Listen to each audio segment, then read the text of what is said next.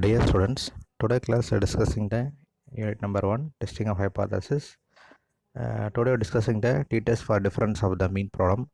Already I discussed in the part 1. This is a part 2 t-test for a difference of the mean problem. So here given the problem, the following are the average weekly losses of working hours due to accident in 10 industrial plants before and after. An introduction of a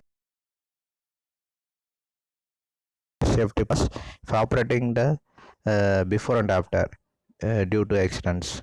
So here two set of data will be given. The number of data for the first one will be 1 2 3 4 5 6 7 8 9. Totally will be number of data for the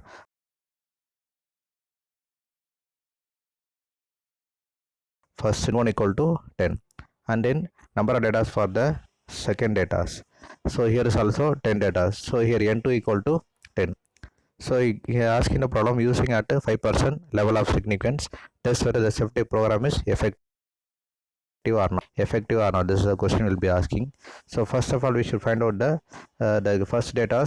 So we can use the t-test for a difference of the mean, because you're asking the difference between the before and after the accidents. So it will be asking the question, the safety program is effective or not. So we should take the assumption null hypothesis and alternate hypothesis. Okay, so first we should find out the summation of x1. So first I can add the first data 538, and then we put the summation of x1 square. The individual data squares can add, the value will be 38,194, and then summation of x2. The x2 data will be given there, no?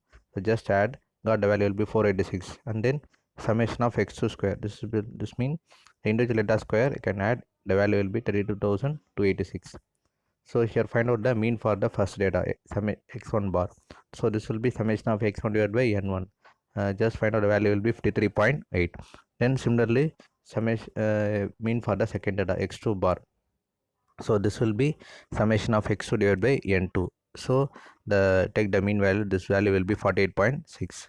So here find out the small s1 square. So small s1 square equal to summation of x1 square divided by n1 minus x1 bar the whole square. So the value will be 924.96. Similarly, we should find out the s2 square. Summation of s2 square divided by n2 minus x2 bar whole square.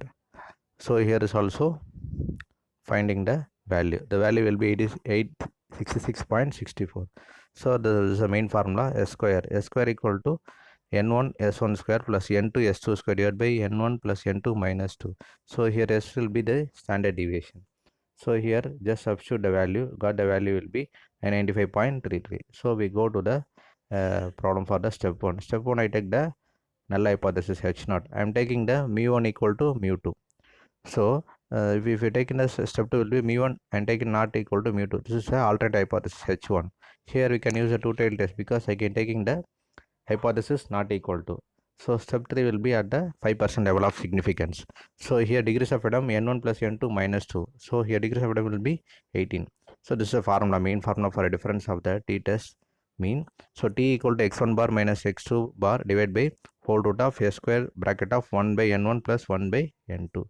Substitute, the value will be 0.369. This is the calculated value for the t-test difference of the mean. And go to the conclusion. If you compare the table value, so table value for the at degrees of freedom will be, here degrees of freedom will be value will be 18 at the 5% level of significance. The value will be here 2.101. So the calculated value will be 0.369, but the table value will be 2.101. So table value will be higher, but the calculated value will be lesser. Automatically, if a calculated value will be lesser, table value will be higher, na? So the problem will be accept the h0. That's all. Thank you.